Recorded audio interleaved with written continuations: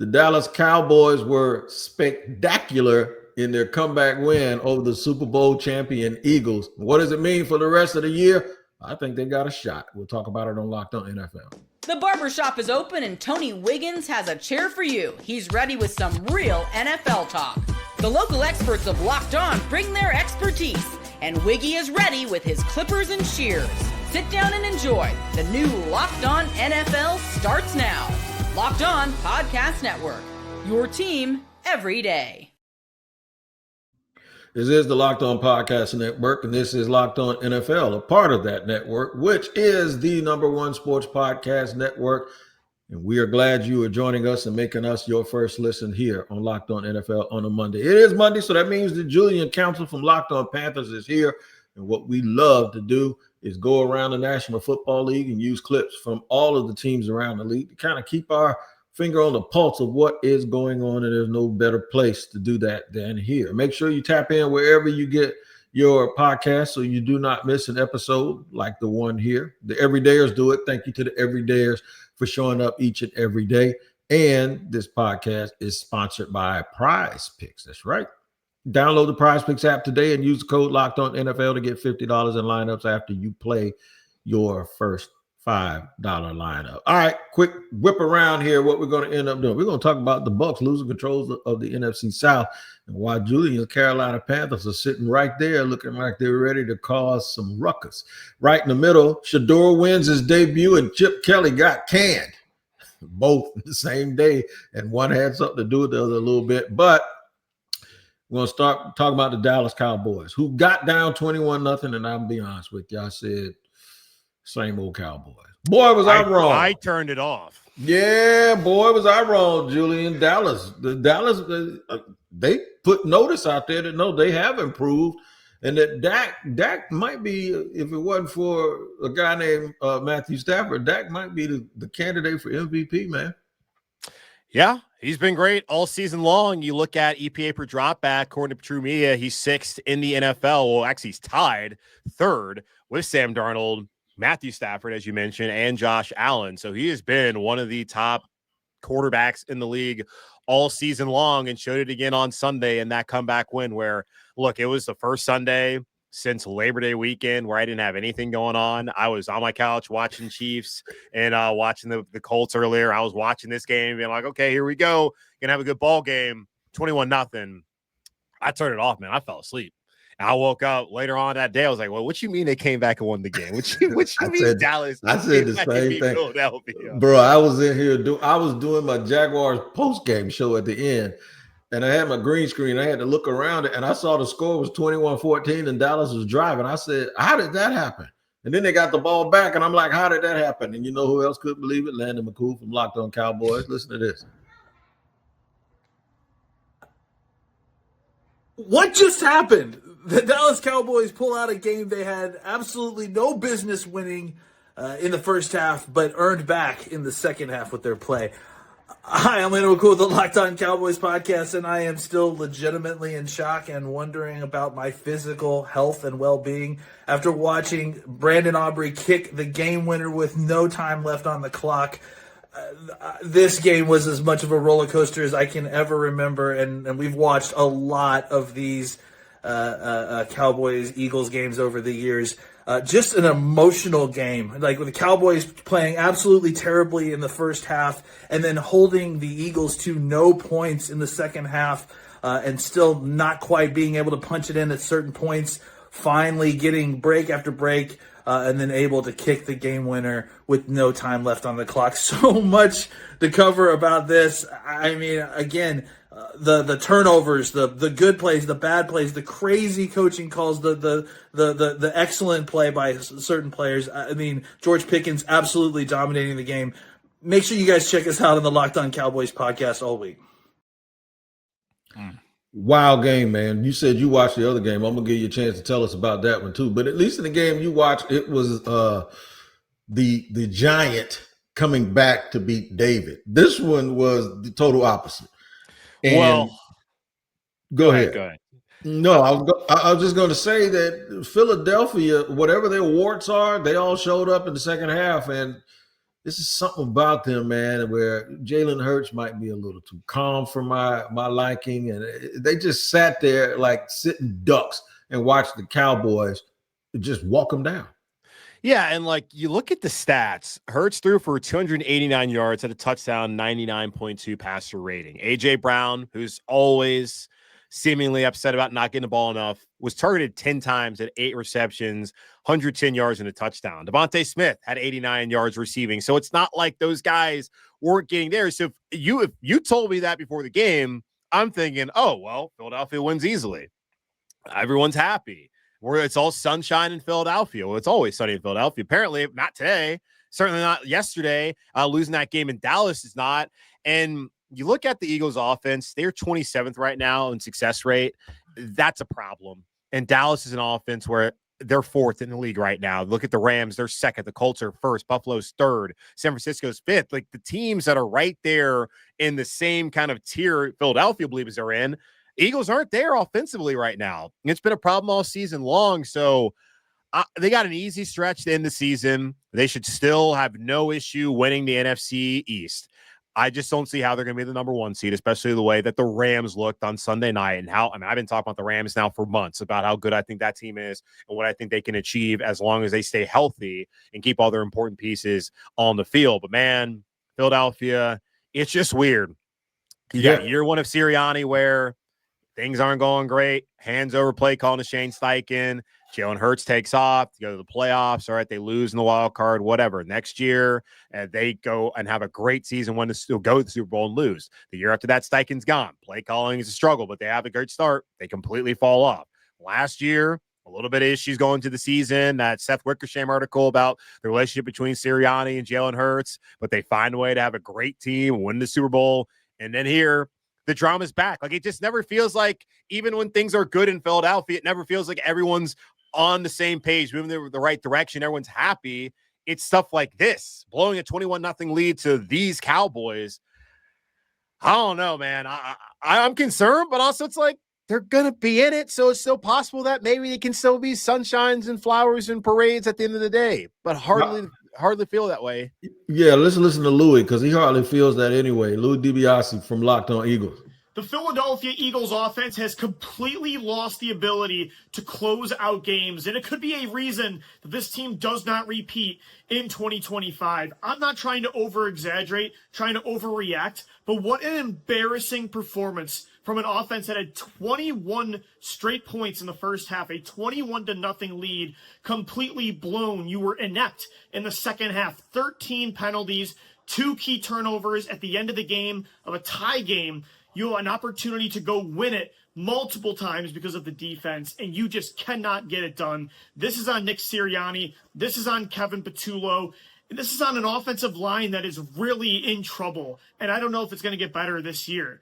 This was proof that the Eagles offense needs to find some sort of consistency, especially in the second half, if they want to win a championship. This defense did all they could to save them, but finally, it just wasn't enough. Maybe it's the wake-up call they need. Who knows? Well, yeah. And, you told me you watched the game yesterday. We took all of that off the Eagles and the Cowboys. What happened to the Colts, man? Did the Colts really look like they were as good as you thought they were? And did the Chiefs just do the thing that a team that loves to win finds a way to do? Well, I gave you the numbers last week that this Chiefs team statistically has been better than the Chiefs team last year up to this point, aside from obviously the win-loss column. That game, I felt like Indianapolis was pretty good. Now they did almost get, I think, 200 more yards put on them than they put up offensively. The problem was once they were up 20-9, they couldn't close it out. 4 straight drives, they went 3 and out. Like, that was the game right then and there. And I did not love the decision by Shane Steichen. I know you're on your own 45, but it's 4th and 4. You're playing against Kansas City on the road. You got to go for the win. They punted instead. It's 90 yards. Like, you have to be able to get off the field defensively, and they could not stop Kansas City from getting that field goal to take that game into overtime. But I just felt like that was a game where had they just been a little bit more aggressive or just finish off those drives in the red zone. KC ends up being 1 of 6 in the red zone. Now, the last one doesn't really count because that was the game-winning field goal, but 1 of 5 in the red zone, 0 for 3 in goal-to-go situations on Sunday as far as touchdowns go, and you lose on the road against an opponent that does that. That's tough for Indianapolis, and it's not going to get easier for the Colts. So I told you last week, I would not be surprised if Kansas City still found a way to win the rest of their games, win the AFC West, and that was the first test yesterday, getting that game against Indianapolis. We'll see how the Colts respond down the road, as even in the AFC South, it's still open. Yeah, Houston's not going away. Jacksonville, they won't go away either. One game back, baby. With one game back. And I know we're talking about one game. It was just one game, but Shedeur Sanders looked like he's the best quarterback in Cleveland and should be the starter moving forward. We're going to talk about them. Jameis's good play in New York and a boneheaded decision by the Giants. We'll get into that in just a second here on Locked On NFL.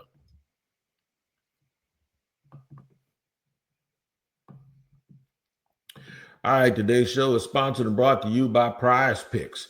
The holiday season is one of the best time for sports, bowl games, big basketball matchups, playoff pushes. It's all happening at once. And while we're all making choices every day, one of the most fun places to make the right call is Prize Picks. Prize Picks is the easiest way to get in on daily fantasy. Just pick more or less on at least 2 player projections, lock in your lineup, and you're in the game. It's simple, fast, and available in 45 states, including California, Texas, Florida, and Georgia. Hey, man, look, Trevor Lawrence did his thing yesterday, Jack. I hope you went less on touchdowns and more on interceptions because you got your money, but at least the Jaguars were able to win. Download the Prize Picks app today and use the code Locked On NFL to get $50 in lineups after you play your first $5 lineup. That's code Locked On NFL to get $50 in lineups after you play your first $5 lineup. Prize Picks. It is good to be right.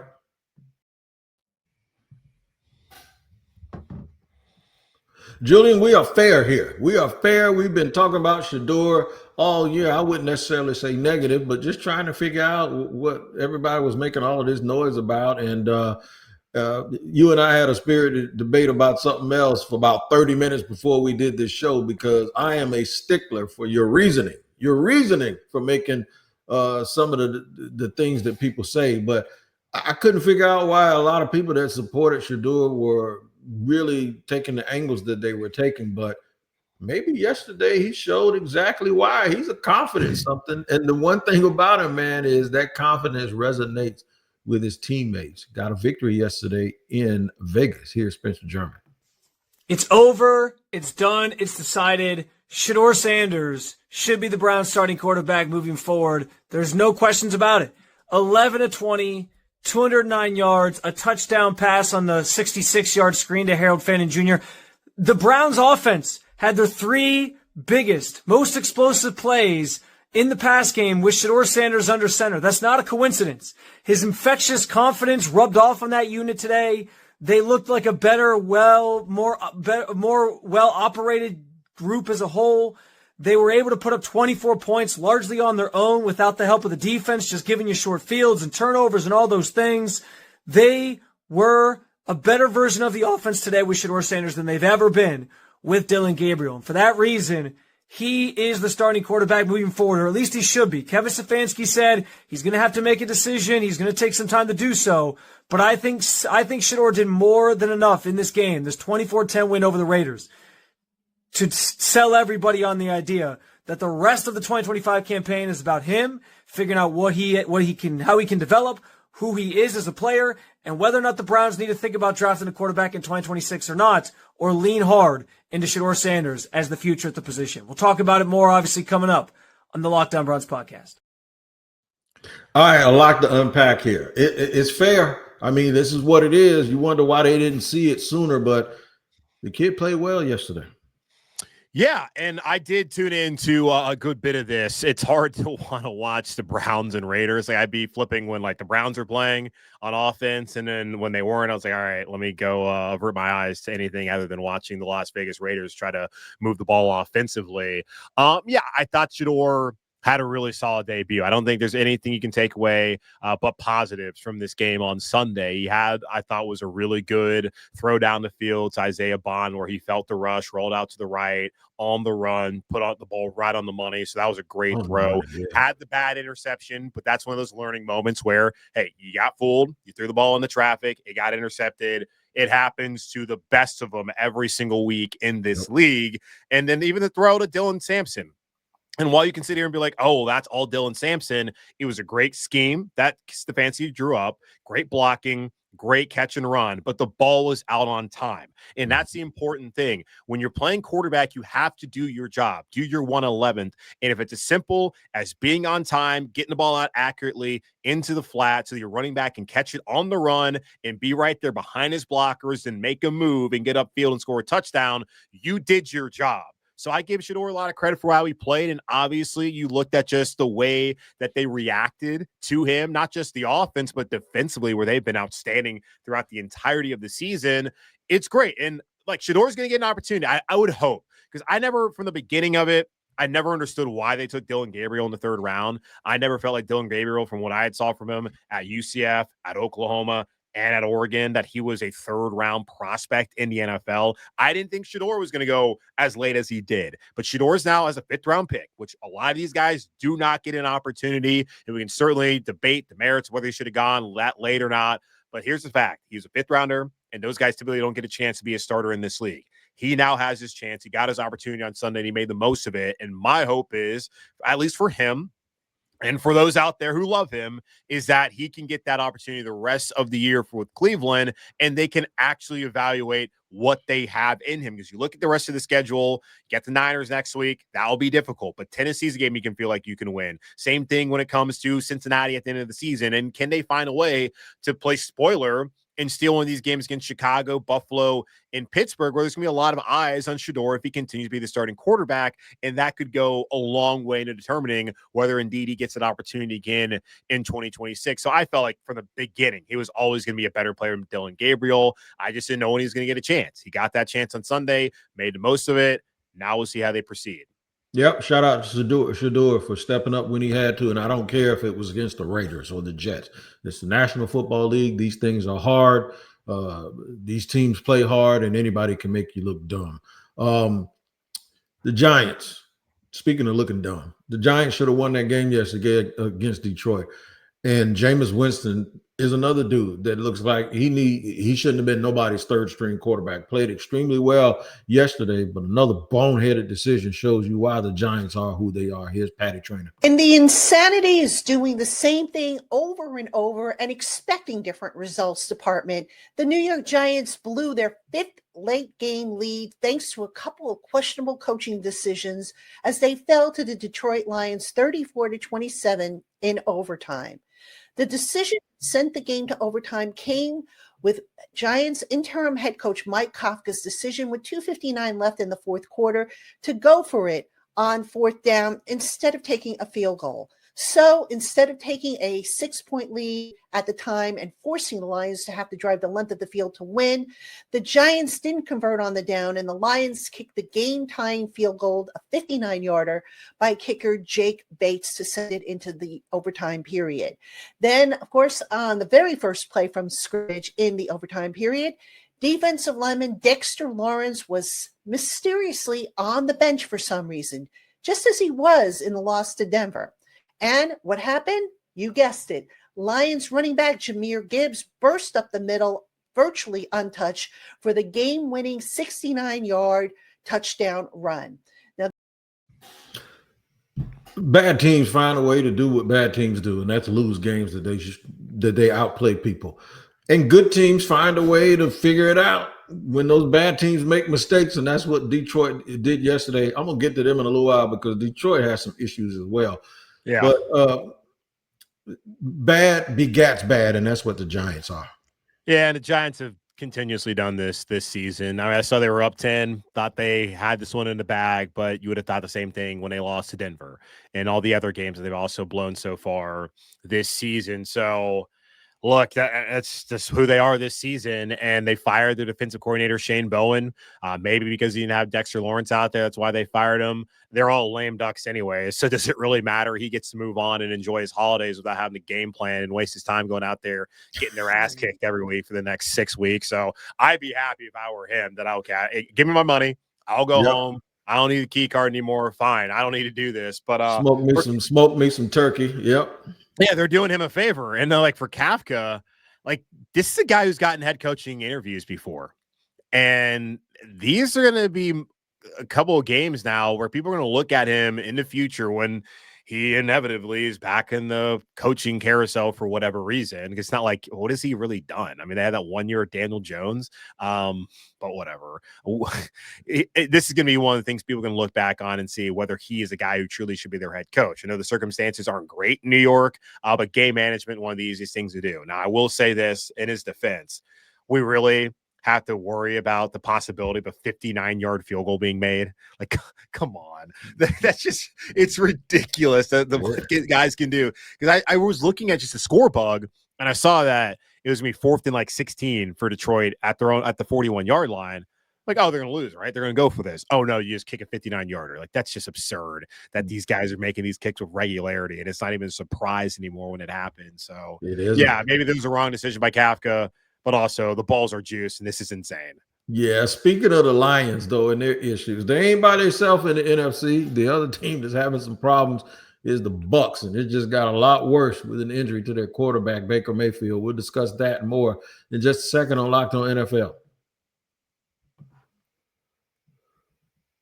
All right, today's show is sponsored and brought to you by Game Time. Man, I hope y'all went to Game Time and got you some of those tickets when you were in Glendale, because you got them at a good price. I can tell you that.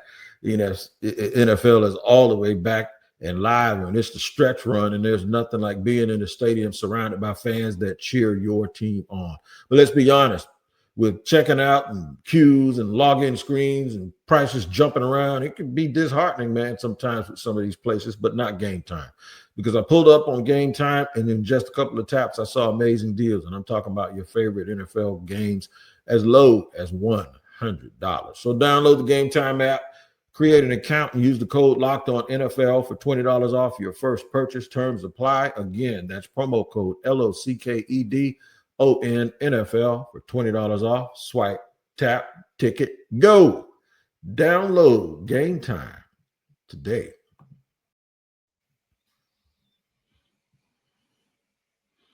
All right, man, moving and grooving here with my main man, Julian Council of the Carolina Panthers, Locked On Panthers. I think they're now tied with Tampa for the top of that division. Am I right or wrong, sir? You're correct. They are tied. Tampa has the tiebreaker because of division record, but they are both tied at 6-5 heading into the final game of Week 12, which for Panther fans, had I told you this back before the season started, would you have taken it? I sure hope you would have, because this is exactly where everyone was hoping they would be here in year 2 of this rebuild under Dave Canales and Dan Morgan. So we'll see what they can do. Getting people back. Chris Godwin came back last night, but it's not who came back. It's who left. We'll talk about that after we hear from a man, James Yarko from Locked On Bucs. The Buccaneers get blown out on Sunday Night Football, but that is not what everyone is concerned about. I am James Yarko, host of Locked On Bucs, talking about the Buccaneers' loss to the Los Angeles Rams on Sunday Night Football. It was not a pretty game, but the big story here is the injury to Baker Mayfield in a season completely plagued with injuries for this Buccaneers team. They started off the year with key injuries. They lose Mike Evans twice. They lose Jalen McMillan. They lose Kalijah Kancey. They lose Bucky Irving. Now, Baker Mayfield appears to be sidelined with a left shoulder injury. We do not know the extent of the injury, but if Baker Mayfield misses any significant time, their playoff hopes and their goals of winning yet another division title are in jeopardy. Teddy Bridgewater has the opportunity to go out and win a game against Arizona, maybe beat the New Orleans Saints. But if Baker is not available the rest of the year, this Buccaneers team is going to fall apart more than it already has. The defense is in absolute shambles. The offense has been piecemealed together all year, but Baker has been that constant driving force for this team, trying to will the team to victories, trying to keep them in games where they are losing. If you lose your very clear and obvious leader, it's going to be a long rest of the season. For more on this and all things Buccaneers, check out the Locked On Bucs podcast 5 days a week, part of the Locked On Podcast Network, your team every day. quarter. But here's the thing. I saw Teddy last night. Teddy did not look like the Teddy Bridgewater that I remember. He looked like a dude that hadn't really played in a while. And if the Bucs are going to depend on him, especially with their defense being the way that they are, I think Carolina has a good chance to win that division. Yeah, Tampa's got some issues. They've lost 3 in a row, but who they've lost to are the Patriots, the Bills, and the Rams. I would think at this point in time, I haven't looked at FanDuel, but the 2 favorites probably to represent the respective conferences would be New England and Los Angeles, as they both sit there in the number 1 seed spots. And I would take the Rams if that matchup came to fruition. And then Buffalo's going to be a playoff team as well. So they've played some tough opponents. And you look at their schedule the rest of the way, they have the 3rd easiest remaining strength of schedule. They have Carolina twice, home and away. They have the Dolphins on the road. They have Atlanta. They have New Orleans. They have Arizona. So it's not like they're playing a murderer's row. Like you could look at with Baker, if he's able to come back and play, if he can play on Sunday against Arizona, like that's 4 wins. They should have the Cardinals, should have the Saints, should have the Falcons, and should have the Dolphins games. And you could think they'd have a pretty good chance of picking up one of those Panther games as well. So getting 4 more wins is certainly a possibility as long as Baker is good. But if he's not, then yeah, I mean, Arizona, they've looked a lot better with Jacoby Brissett at quarterback than they ever did with Kyler Murray this season. While New Orleans hasn't been great, they have at least looked competitive throughout the season, whether it's been Tyler Shuck or Spencer Rattler. Atlanta, who the hell knows? That's probably a game you should win no matter what. Carolina, like that's not going to be necessarily easy because the Panthers know, especially if those 2 games are for the division title, like that's going to be a game that everything's going to be on the line. The Miami's kind of sort of gotten their stuff together recently. So we'll see. With it being a shoulder and his non-throwing shoulder, I feel like it's probably going to be more of a pain tolerance thing than anything. Yes, even when you're holding the ball and throwing it, like you're going to feel that. So whether he's got to get a shot or put a harness on, I feel like Baker's probably going to play. And considering like where they were last night, getting just destroyed, no reason for him to go back into that game. So we'll see how it progresses. If he misses 1 game, okay, I don't know if that's going to cost him because again, their schedule still is pretty cake outside of the Carolina games that they had at the end of the year. For Carolina, you look at their perspective. I mean, tonight against San Francisco, like that's obviously not an easy game on the road. You're missing both your linebackers, so good luck trying to cover Christian McCaffrey out of the backfield. And then they have the Rams. They ain't going to beat Los Angeles. And then they have the Seahawks at home. They have a Saints team who they already lost to, and they have Tampa twice. Carolina has the 5th toughest remaining strength of schedule. So Tampa, still looking at the odds, is favored to win a division, and rightfully should be, despite the injuries that they've had because of the schedule that they have left. They played all their hard teams. The hard games they have against Carolina, and you know, depending on how you feel about the Panthers, how hard are those games really? So, yeah, I think Tampa probably still wins the division, but things just became a lot more interesting with this Baker Mayfield injury, and I hope that Baker is good to go. I don't want Carolina to win the division or anyone to win the division just squarely because a guy got hurt late in the season. Yeah, no doubt about it. Detroit, a little bit of an enigma, trying to figure out what they're 7-4, man, and they've lost a couple of games they shouldn't have lost, and they won somewhere they shouldn't have won. We just talked about them beating the Giants. I know Dan Campbell gave the speech yesterday. Hey, man, they're 7-4. That's different than the Jaguars 7-4 because the Jaguars will take any win. Detroit had bigger plans, and Dan won't admit it, but they got some issues. Here's my man, Matt Derry. What an unbelievable football game today at Ford Field, ladies and gentlemen. Lions win 34-27. They need overtime to outlast the 2-win Giants. There were times today you went, wow, we've got a special back in Jahmyr Gibbs, and this offense is rolling as Jahmyr ran for 219 yards and 2 touchdowns. There are times you watch this game and you went, wait a minute, how are we allowing Jameis Winston to carve us up? 3rd down and longs, catching flea flicker touchdown passes. It was at times an atrocious performance by the Lions, but in the end, they won. It was a win, a much-needed win. But this team has to play a lot better football if they're going to win on Thursday against Green Bay. Plain and simple. Locked On Lions coming up right here on the Locked On Podcast Network, the number 1 podcast network. Jared Goff has a Kirk Cousins issue. Mm-hmm. They are good enough to put up some monstrous numbers, and if you have a decent team, make a nice little playoff appearance and a nice run. But there's a ceiling. If you depend on your quarterback, he can't be Jared Goff or Kirk Cousins because he'll let you down every single time. Yeah, and I would say this game kind of on Thursday is sort of a must win. Like, it's not a must win. Like, their season doesn't end if they don't win it. But it's you probably want to win this one if you want to be a playoff team, because I think getting to 10 wins, that's always been the magic number in the NFL, at least for a wild card team, to get 10 wins, make the playoffs. And I think for them right now, as they sit on the outside looking in for that 7 speed, that final spot, which, after tonight, depending on how things play out between Carolina and San Francisco, Detroit could then vault up to 7. But you look at their schedule, they have the 3rd toughest remaining strength of schedule. They have the Rams, they have the Bears, which who thought, but the Bears are pretty good. The Packers coming up this Thursday. They have the Steelers. Those are their tougher opponents. And then the easy games are the Vikings. My God, J.J. McCarthy is terrible. Who could have seen that one coming? And then the Cowboys. Like, seriously, like J.J. McCarthy. He'll have a future in the league. He can't help himself. He saw J.J. McCarthy. That's a speed bump. You just got to go over, ain't it? I mean, Lord have mercy. I just oh my God, this guy's so bad. And I just think about when he was at Michigan, at no point did I think that Michigan was ever winning these games because of J.J. McCarthy. That Rose Bowl where Michigan was so much better than Alabama, but it was a game because their quarterback, McCarthy, can't play. Like, he made some throws to Roman Wilson on that final drive to get it. Just, my God, man, he'll have a future in the league. As long as Jim Harbaugh has a job at the Chargers, McCarthy will have a job in this league. But as soon as Jim Harbaugh is out of the league, that kid's going to be at Publix bagging he won't be Publix bagging groceries, but he should be veritably at Publix bagging groceries because he cannot play. What's that kid's name that was in the last couple of years that was down in Tennessee again? You talking about Nico Iamaleava? No, or are we talking about the Titans? Yeah. Tannehill?